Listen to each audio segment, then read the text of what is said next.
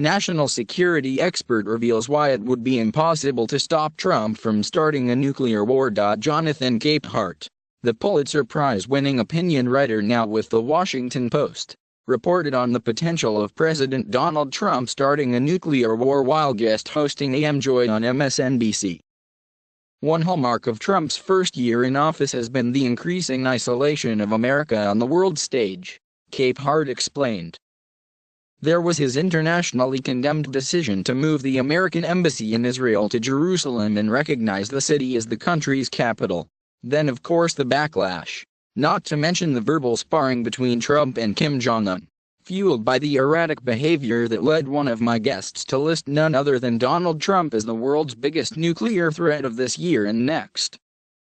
Capehart introduced Joe Cirincione, the president of Plowshares Fund and the author of Nuclear Nightmares, Securing the World Before It Is Too Late.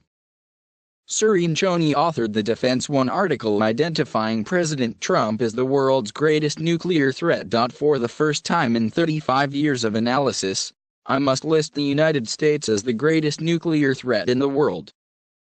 I've been tracking U.S. and global nuclear policies for over 35 years here in Washington.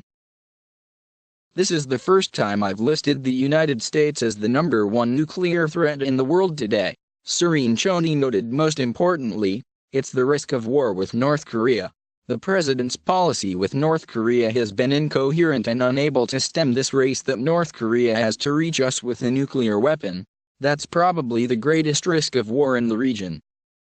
Finally, it's that the President of the United States, with everything you just discussed, all the concerns you have about his mental stability, he has unfettered control of the most powerful nuclear arsenal in the world.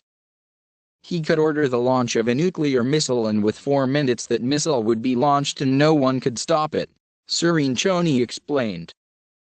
That makes the United States the most serious nuclear threat in the world today. When it comes to the American nuclear arsenal, the president has complete control, does he not? Capehart asked best-selling author and intelligence expert Malcolm Nance. Yeah, the term that people use is that he's a nuclear monarch. He can, on his own authority, on his own belief at any time virtually against any target in the world, he can launch a nuclear weapon, Nance explained. We call it the 35-minute solution. Even on the golf course, President Donald Trump has the nuclear football used to launch nuclear weapons. He can order that the football, which is communications package and strike options package, be brought to him. He can choose a strike package within a minute, and using the communications authentication device in his pocket, he can order the nuclear forces to launch a Minuteman III missile, and in 30 minutes it will strike North Korea and detonate, Nance explained. No one is in that chain to stop him. Capehart asked Nance about the speculation that somebody could tackle President Trump to stop a nuclear war. Of course, you know that's not viable. You will die when the Secret Service comes in and finds you have hands on the President of the United States and the football is open, Nance explained. That's not a viable option.